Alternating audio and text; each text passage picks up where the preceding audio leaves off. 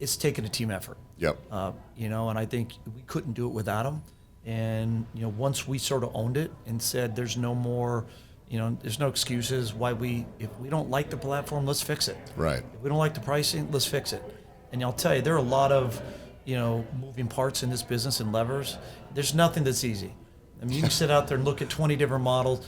And it looks easy. Yeah, it does. Yeah, but, I've got some friends, who they are, that, honestly came back and said, I never thought you guys would make it. Yeah. And it's great to see you thriving, over 30 firms. Yeah. To have a model. Closing on $4 billion in assets now. Yeah, and it's been fun. I mean, and we would have thought we'd had $4 billion in assets in the first year. Right. Honestly, we laughed about it. Like, we'll probably beat $100 billion within 5 years. We're an overnight success that took 10 years. Yeah.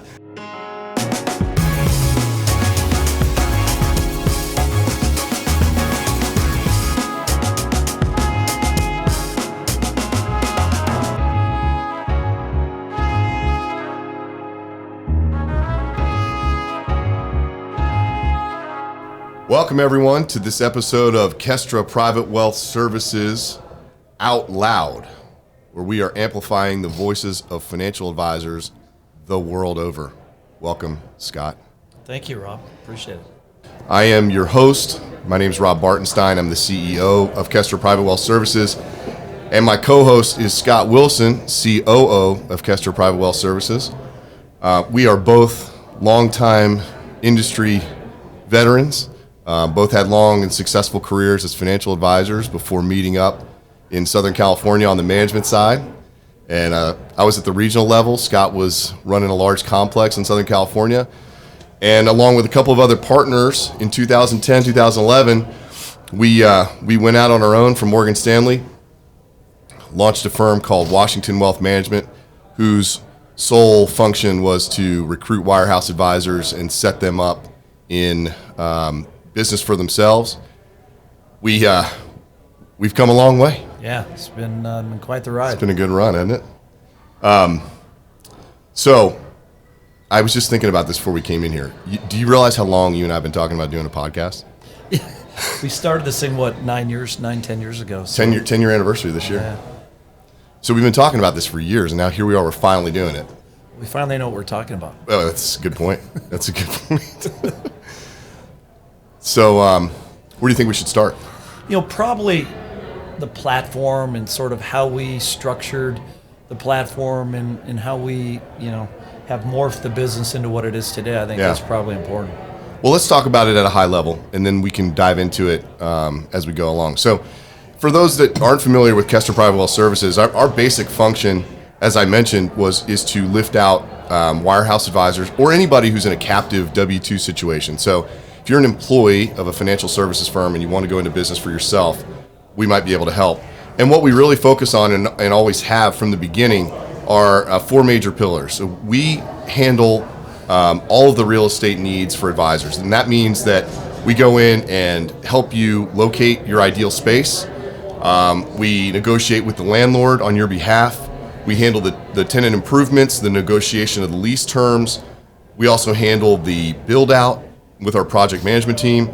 And then we pay the rent into perpetuity, right? We do. The second big pillar. So we take all that off your plate. So, it's like Morgan Stanley, Merrill Lynch, Wells Fargo, UBS. You walk into the office every day, you turn on your lights and you turn on your computer and you go to work. And we're going to provide that same infrastructure experience. And we do that now in offices all over the country. So the second big piece of that would be technology. Same kind of deal. We don't expect any of our advisors to be tech experts, and most of them aren't, although occasionally we do meet one. But it's our job to install and integrate all the technology that goes into an office, so laptops and desktops, the copier and the printer, the internet phone services, all that kind of stuff. We have a project management team and a tech support team that install, maintain, replace, repair, and service all that stuff. And so, again, the advisor doesn't have to worry about that. And that's, again, our expense. It's all on our side of the ledger. The third big piece is the furniture, the equipment, the stuff, if you will. That's everything that goes into an office, from the reception area all the way down to paper clips and paper cups. You've got conference rooms, you've got offices for advisors, furniture, shred it, coffee service, you name it, and we've installed it in conjunction with you, consulting with you as the advisor to make sure that the style and everything fits what you're looking for. And then the last big piece is compliance, right? And so we run a centralized compliance model that really functions on a paperless office experience for the most part, and really makes things very easy. Nobody in the advisor's team has to be licensed. Nobody has to be a compliance person. And when there is an audit with a regulator and somebody wants to come to your office, we fly someone from our compliance group out to sit down and represent you in the office. So that's really, that's the model. Those are the 4 pillars that you and I talked about when we were first getting this thing off the ground. And here we are 10 years later, more or less, still doing it. It's really worked out well. It's interesting, we've gone from one office back in 2010. We're over 20 offices today, in the mid-20s, opening 3 as we talk. We're over 30 firms, so Yep. We've done this a few times, and I think all of the items, when we sat on an airplane, when we were in our prior life at a wirehouse, and we talked about the 4 pillars of things that we wanted to cover that we felt advisors wanted nothing to do with. Yeah. And we left the remainder on the side of the advisor to customize, because at the wirehouse, there was always a bit of frustration that they were paying for a lot that they didn't use. And that's really the way we've tried to structure this on those 4 items. Let's get those items out of the way that take up a lot of your time and frankly you don't want anything to do with and you don't have any expertise with.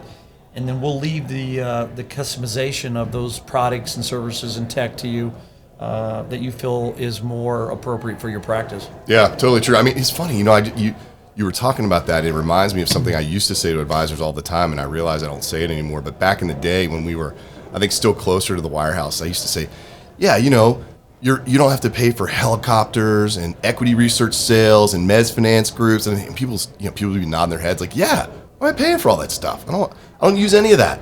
But I kind of, it's been so long now, I almost forget that all the stuff that the wirehouses ask advisors to pay for that they don't use. So maybe I should walk through real quick.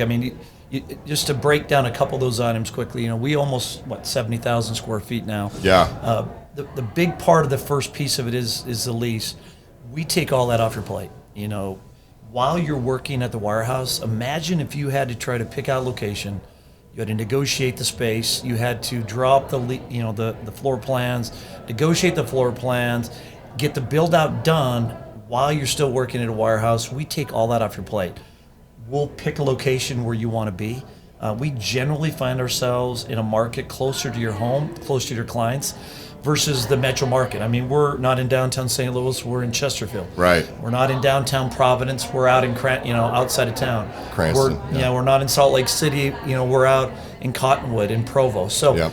We're not in downtown LA. We're in Calabasas. That works really well, and people want it to where they can get with their clients and have good parking and a good service model. Secondly, we are multi-custodian.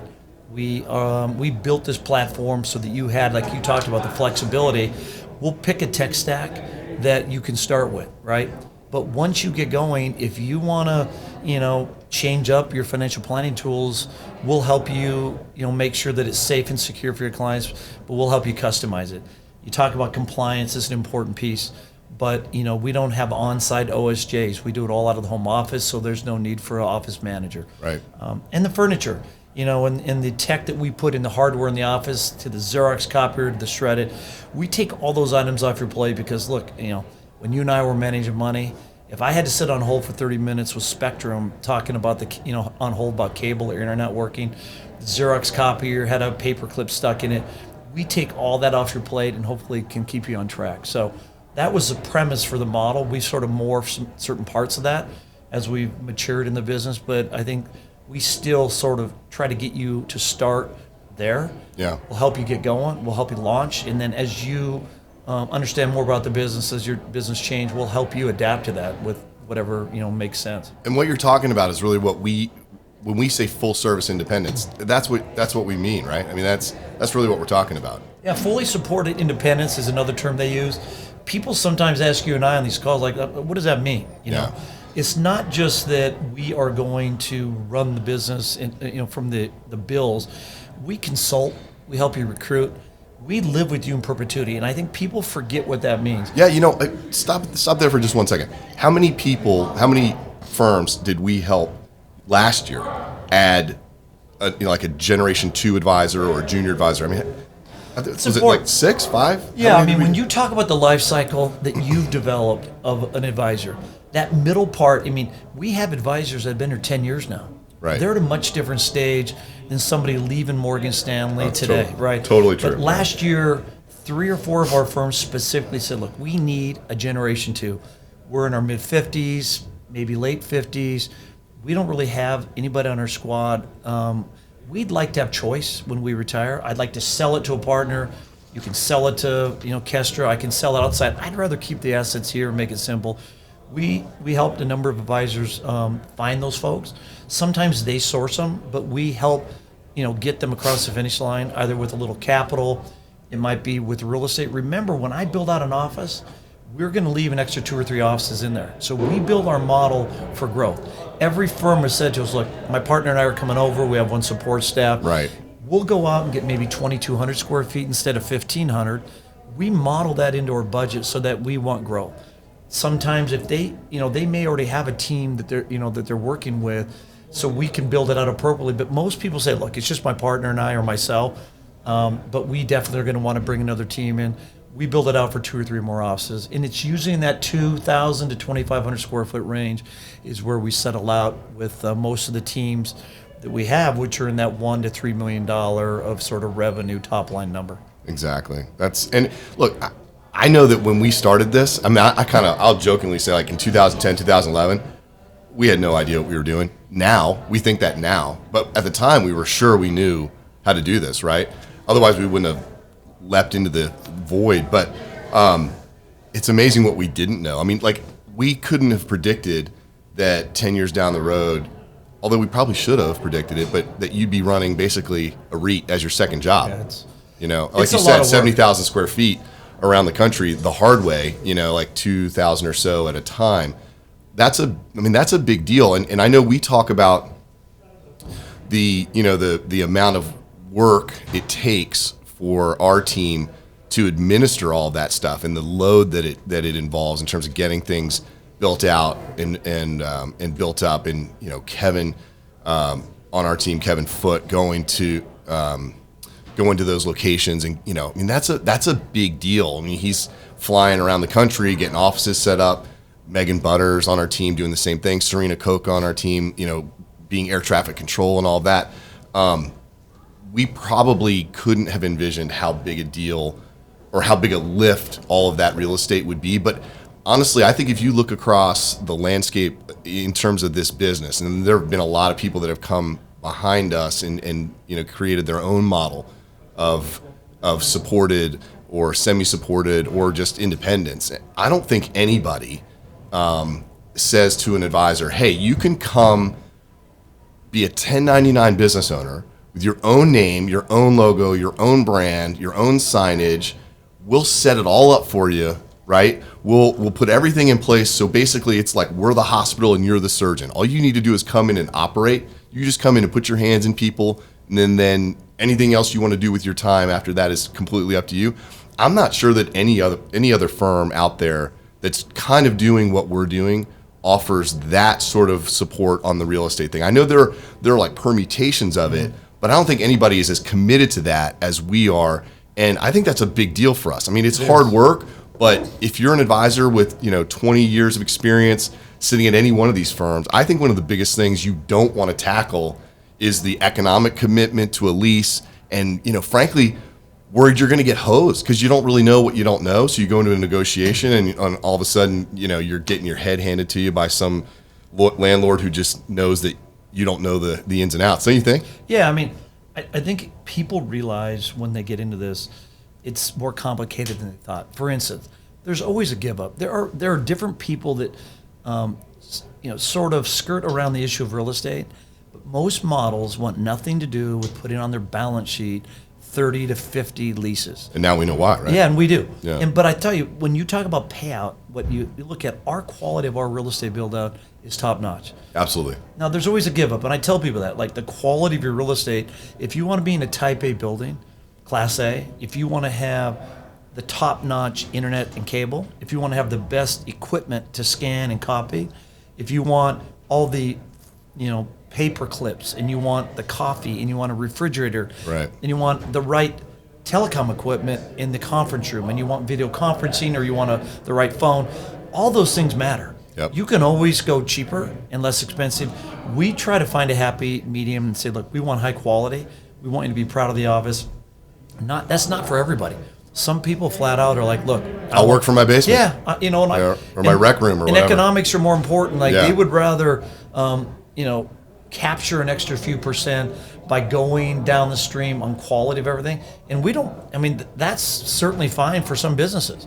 Most of the people that are attracted to our model enjoy a top-notch office with the best infrastructure and then ongoing service. Like stuff comes up all the time. If you have something go wrong in the morning, you show up and the internet's down, you don't want to get a tech hotline at a firm where you leave a message, right? You call us. Exactly. And we're on it. So there's a lot to that real estate question, but I would just assure you, before you go down that path, at least look at a model that takes that off your balance sheet. A lease deposit, furniture, tech. We're probably putting $40,000 to $50,000 into these branches, and then the TI build out, Chicago, Bloomfield Hills. We're putting between $80,000 and $150,000 in TI improvements into some of these branches. Right. That's where you can really. That's when you, as an inexperienced advisor coming into the thing for the first time, I think you could do yourself a lot of harm in that situation. You're right. But let's stay on that topic for a second, because like you opened 30 or so offices from Merrill, right, all across the West, and now we're closing in on the same number at Private Wealth Services. So you've got a lot of successful office openings under your belt. Let's talk about leasing just generally, because I think there's a lot of confusion around leasing.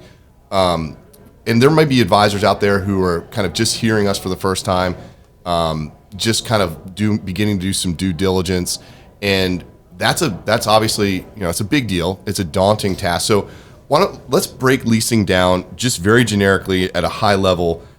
Just talk about that for a minute, like the types of leases and sort of, the relative pros and cons of each and what you need to be aware of. So generally most of our leases that we negotiate are a modified gross lease of some fashion.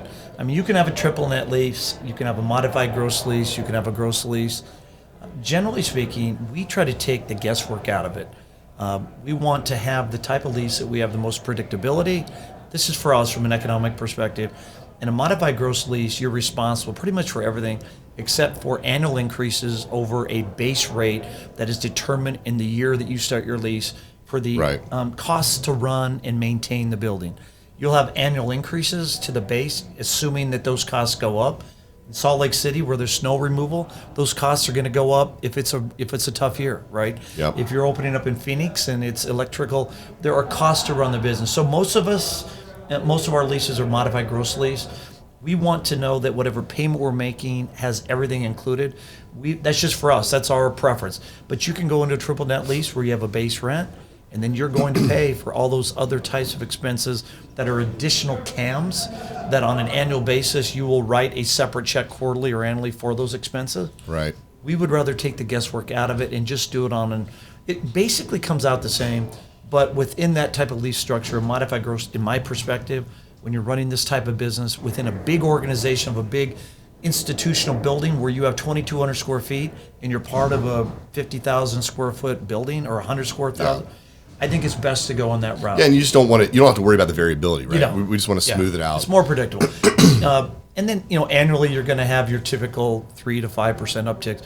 Where people really get hit hard, Rob, is in the build out of the building. Yeah. There's only two ways to cover TIs. If we're in Chicago and we just put $150,000 in that building, it was the right bones of the building in the perfect location. It just wasn't structured correctly. Yep. And so, we had to go into that building. We had to put in new lighting. We need to have rock. We wanted glass. We want an environment that you tell us you want. Most of the time, we want an open, more structure, which is more, sort of the norm today. It might be workstations that are open. It might be desks that our teams work from a trading desk. We'll structure it the way you want it. Kevin on our team then builds it out and shows the landlord what we want it to look like, then it goes to bid. When that bid comes back at $150,000, you have to have the expertise to know what you're looking at. Right. Because if you don't understand if that price is effective or not or good, you can't fight back. We negotiate usually for over a month on these leases to make sure that we're protecting both the advisors, because they want to be there another 20 years. Right. They don't want to put themselves in a tough position, because we're going to do 5-year leases, and typically that's a nice medium between. We don't want to go out 10 years because a lot changes. But we need to get in a lease where they give you enough TI. So in that situation, the TIs were about $80,000. Okay, we had to eat the other 70 in some fashion, which then gets built into the lease price. And if it isn't structured appropriately, or you don't have the right term of lease, you're never going to get to a number, because we try to structure. Most RIAs want to run a 4 to 6% cost for their real estate. Yep. If you don't know what you're doing and you get stuck with a lease and you overbuild it, which we did initially in our career, we were doing 5,000-6,000 square foot buildings. Yeah, we did, right? and we did, and we're still trying to fill a couple of those, right? So leg into it is the key there, and put the right structure. That's really good. All that is really good information. I'm sure people will find that helpful. So then there's tech. Yep. And so we have our team, we have the project management team at Private Wealth Services. And we also have the tech support group in Austin, right? Yeah. And between those two groups, they really do handle everything for the advisor on the tech side, pretty much soup to nuts, right? Something I failed to mention, when we build out an office, we typically have 3 visits from our tech staff out to do an on-site to make sure where the outlet's going to be. Where's the tech room? What type of wiring do we have to put into place? Let's make sure we have enough sort of outlets. Let's make sure in the conference room the wires don't have to run from the wall, that we're piping it through the cement, right? All that little stuff want to make sure we have the right, type of wiring to satisfy the highest quality of internet and cabling you can get, so that we have high productivity. Well, and what you're talking about is part of the hidden value, I think, of working with us, in that an advisor gets the benefit of all the things we've done wrong, right, over the last 10 plus years, even going back into our careers in the wirehouse. So like all those mistakes that we've made that we realize after the fact, like, damn, I wish we hadn't done it that way. All of a sudden, that's something that the new advisor coming out, if they hire us in effect to do all this for them, they're not going to even have to worry about that. We're just not going to make the same mistake twice. Well, if you're going to go do it yourself, you got to hire that out, right? Yeah. You have to have a project manager, and usually the project manager is the advisor. Mm-hmm. Or if you outsource it, right? There's risk in outsourcing. Well, you don't know what you're going to get. Yeah, you might get out. The word might get out. The more people you involve in the work you're doing ahead of time, puts your business at risk. Yeah, from a confidentiality perspective. So absolutely, we build that up. But specifically the tech. The other thing is, people forget that finding a good tech solution for ongoing tech support, you have to hire somebody. Well, we did this, remember? So when we were our own RIA, before we got involved with Kestra, I mean, how many third-party tech guys did we go through, right? Wow. Where it was like, this guy's the best. He came so highly recommended, and then you start to work with him, and you realize, like, yeah, this isn't what I Well, you're never wanted. a big enough client to anybody. That's right. Right. So that's so true. We always found that they always sounded great out of the gates, but when we needed help in an emergency situation, they just weren't there. So we solved that for our model. We have on-site tech support, and we have our team. Plus, there's probably 30 to 40 people in the home office at Kestra that have their hands on our technology in some fashion. Fast forward to just purchasing the hardware now. We've learned a lot of hard lessons there as well. I mean, Serena will tell you that, getting the right laptop, the right docking station, the right monitors, the right conference phone, the right phone, telephony is a big deal. You have to have good, telephony to make sure that that's reliable. Because if you can't run your business and you don't spend the extra money to wire the technology so that your internet's not going down, all the advisor can tell you, you're the most upset when you come in and your technology doesn't work. Well, it ruins your whole day. It's like someone chopped off your arm, right? I mean, you literally can't function nowadays without a really solid phone system and without a really fast internet connection. It's just, those are the two absolute minimum, bare minimum requirements you have to get business done. Yeah, and we find that when people go out on their own, they skimp. Mm-hmm. I mean, those are the areas they skimp on, and not thinking about it. And I also think that they skimp because it's risky, right? I mean, that's one of the things that I think our model has been so good for advisors for. And what I mean is, we can say to the advisor, look, here's what you're going to get in transition assistance from us. Here, we model all the economics via the side-by-side and the pro forma. They know exactly where they're going to stand in terms of a net, in terms of cash flow, and it's almost always significantly better than where they stand today in their current environment. They're going to build equity in their business, right? So they're going to build wealth the way their wealthiest clients build wealth. They're going to have the opportunity to take advantage of all these things, and we're doing it in an environment that takes so much of the risk off the table. Like, I would never say to an advisor, hey, moving to Kester Private Wealth Services involves no risk on your part. That wouldn't be fair, and it wouldn't be accurate. But it certainly takes a massive amount of the economic risk off the table, because they don't have to worry about that lease deposit and paying that rent, or the capital down to just acquire the technology that they would need to run that business successfully. We're taking all that off their plate and saying, look, we've done this dozens of times. We know how to do it.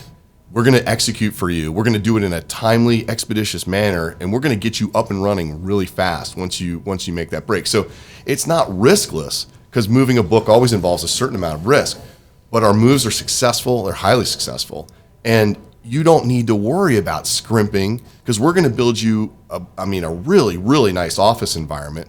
And for those that don't know, we don't have a cookie cutter approach to this. All of our offices are different. The one in Salt Lake looking up at Little Cottonwood looks completely different from the one in Providence, in Cranston, and everything else. They all look different. They all have their own flair and their own style, which reflects the advisors that helped us to put them together and design them. But I think it's a big deal to be able to say to somebody, look, we're going to get you up in a first-class manner, and you can at least encapsulate the risks that are involved, right? Yeah, I think what you're going to find, the people, when you're doing your due diligence, right, and you're looking at multiple channels, there's going to come a day where you're going to say you have Kester Private Wealth, you've got other channels, you can set up your own RA, you can go direct to a model where you get a higher payout and you do it yourself. I think you have to honestly look in the mirror and say, the pre-work, do I have time to build out an office and do everything myself? Oh, you're going to do that at night after you're done working all day? Well, a lot of people try. It's tough. Most people don't do it well. Mm-hmm. So that's the first step. If you do decide post-break, then you have to look and say, I have trouble enough setting up direct deposit and bill pay for my personal life. Do I want to run a business? Right. Now, your second choice would be, I can outsource and hire someone to do it. You can. Mm-hmm. There's a cost for that. So people don't model enough salary and support cost in when you're trying to get that magical net number you just talked about. Yeah. There are so many variables. I think you have to pick people you trust, that they know what they're doing, that are going to get you out and set you up in an environment that you can move high net worth clients.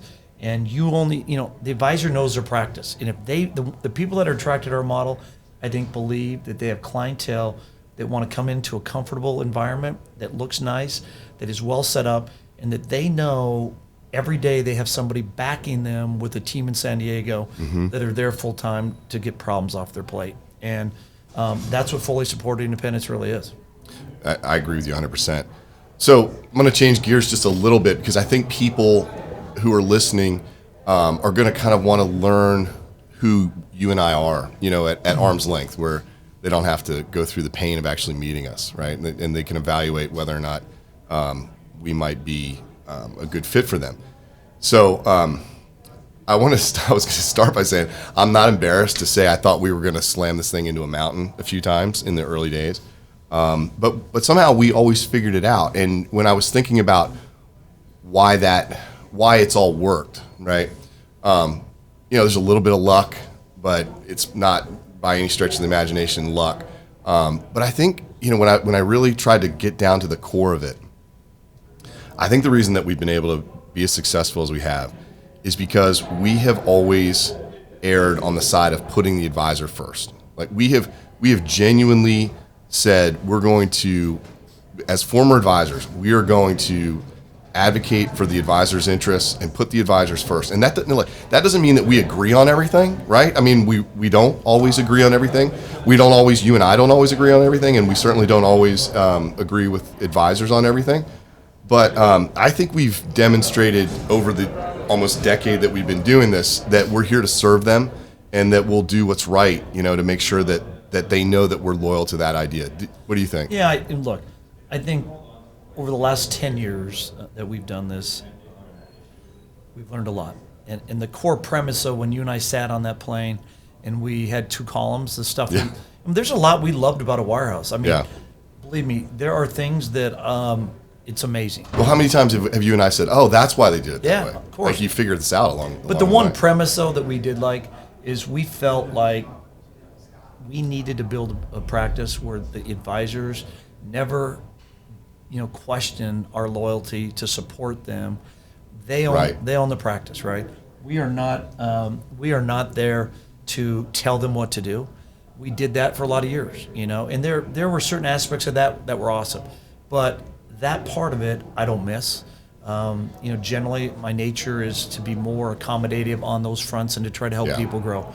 And I think it is for you as well. We would rather build a business that people were on the same side of the table.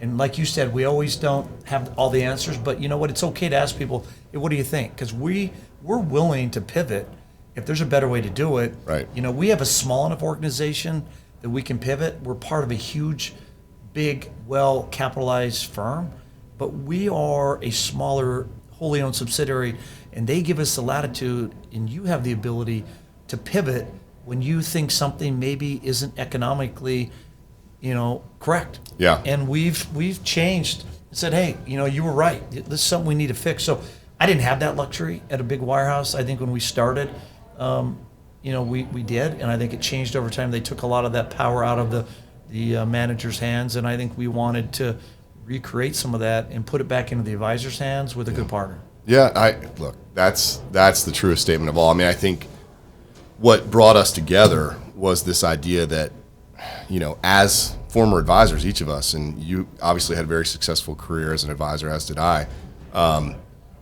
we knew that those firms had forgotten, because they weren't any longer run by anybody who'd ever sat in our seat. We knew they'd forgotten the importance of that advisor-client relationship, and that's literally the thing that sits at the heart of all of this is the loyalty that the advisor has to the client and vice versa, and that working relationship that they have. That's what makes all the rest of it possible.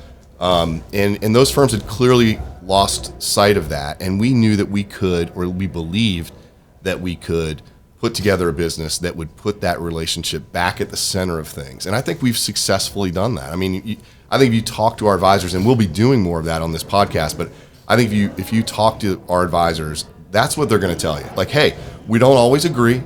We don't always, get to yes with each other, but I feel heard. I feel like if it's a jump ball, they kind of let it go in my favor. And I feel taken care of, and I feel supported, and I feel believed in, and I know I've got advocates in the executive group at Private Wealth Services. I think that's the truth. Yeah, I agree. And there's no perfect model. I mean, every model, and we have some great competitors that do some things exceptionally well, right? Different than we are. It's just different. Yeah. We have our vision of what we believe. There are a large number of advisors that fit in. They want help. They want a high quality team that understands what they had at the wirehouse and want to replicate the good stuff. And they understand that they're tired of being told what to do. They want to own their own firm, but they don't want to be, have to pay the bills and run the business. And they want a partner that will look them in the eye and say, like, what do you think? Yeah. We'll ask you, what do you think? And if you think we should, we just got out of a 4-hour meeting where the senior executives came in and said, what do you think? Right. Here's what we're looking to do. And our advisors got to tell them. Yeah. And you know what? We're small enough Yeah. to do that, yet we have enough capital and resources that if we need to get a different technology or something that requires, a significant amount of capital, we have the partners to do it. Right. When we started this firm, think about it. Back in the day, we didn't have the capital, and I think when advisors look at their alternatives, right, there are some small startup RAs that were like us 10 years ago, and you and I know what risks that were there. They didn't have the capital to withstand a bad market. Right. We're lucky now to have that, but there are disadvantages of being too big. And I think we, as a firm of 200 advisors in totality, with our channel, I think we're appropriately in a good place that is not too big or not too small, where people today are going to say, are they going to make it? Washington Wealth Management, people weren't sure we were going to make it. Man, I'm telling you, that is the, wow, those were scary days, They are. honestly. And we've got some advisors that came aboard because they believed in us and they believed that we would find a way, and they were rewarded for that, and as were we. But man, when you talk about big events in our history, look, all of us coming together as WWM was the first big one. Then, yeah, and all those guys that are no longer with us, they all contributed to the model in their own way, in some way. They all helped make it better, and they set us up for the run that we've been on.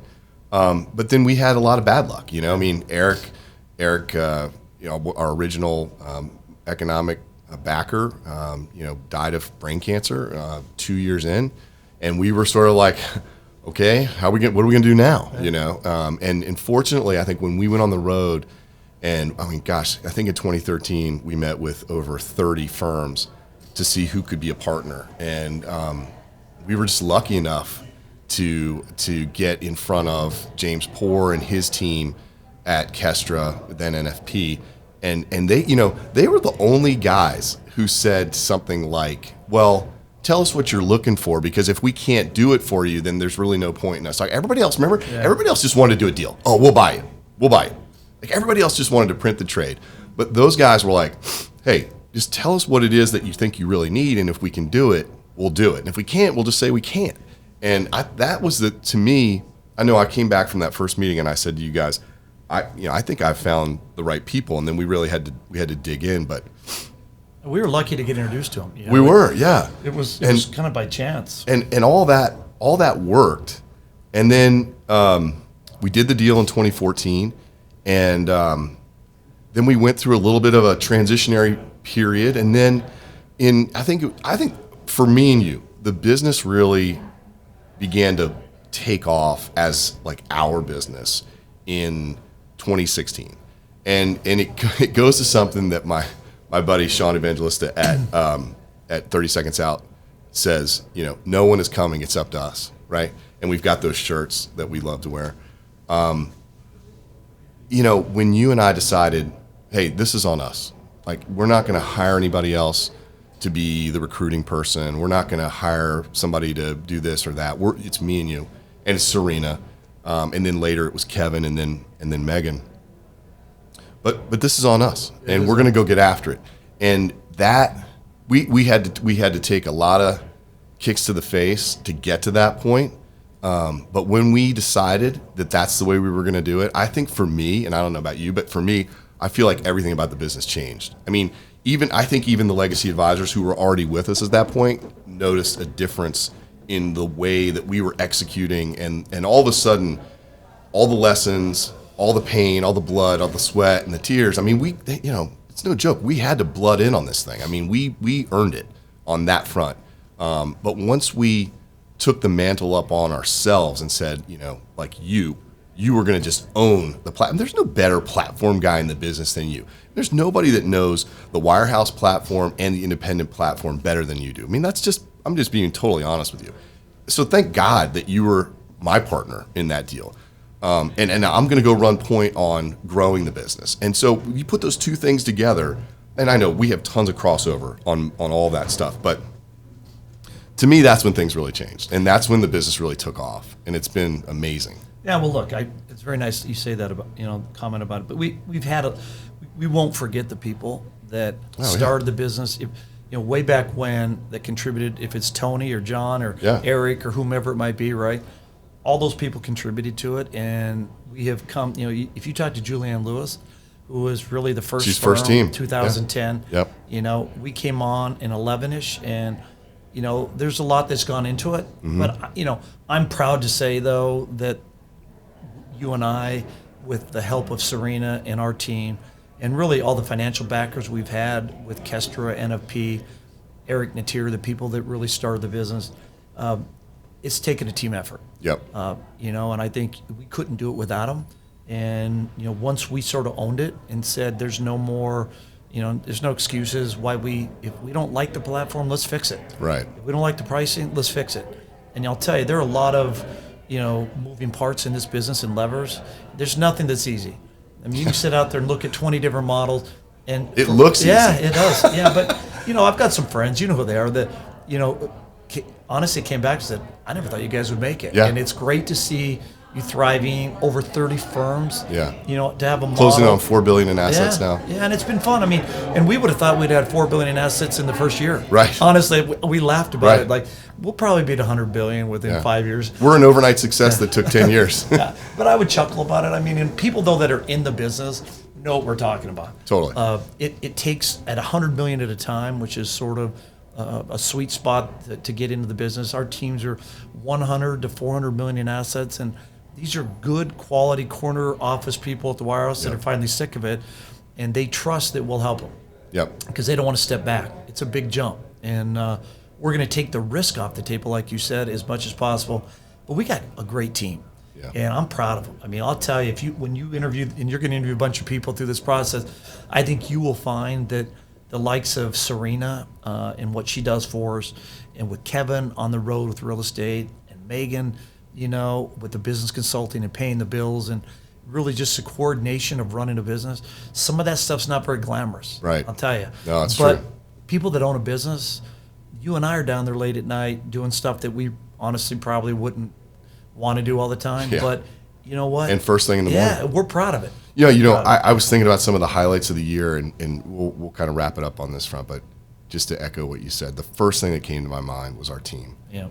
The way the team has gelled so well, in particular since about 2016. But man, Serena she's been with us since very close to the beginning, and so many deep relationships with so many advisors and their staff. I mean, she's the glue. She's like air traffic control. And Kevin, he's really become an expert in the project management space, which has been invaluable.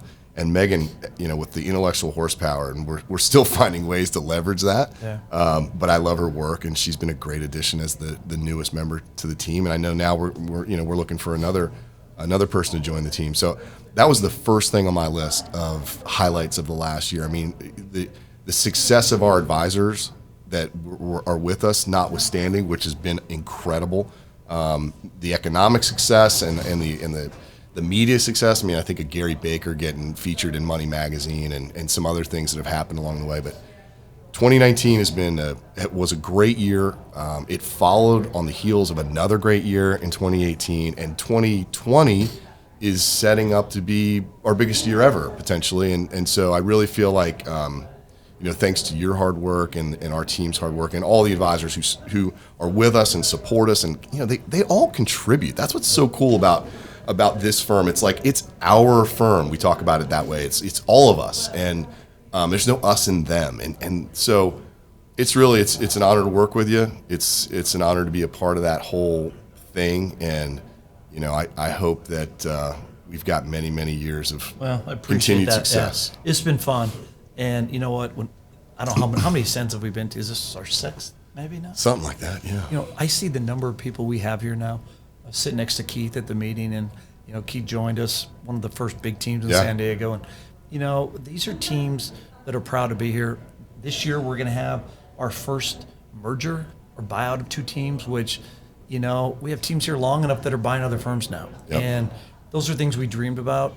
We have people retiring, people buying other buying books. businesses. Yeah, that's all the fun stuff. Mm-hmm. And when you leave a wirehouse, you want to know that you're going somewhere that has the capital to be sustainable, but also the expertise to help you get to retirement, bring your kids in the business, and we're doing that now. Yep. And I got to tell you, I'm proud of the folks that have entrusted their business and their families in us, because this is a family, and we want those folks to know that we appreciate the confidence they placed in us, because there's a number of options out there. We're just one of them.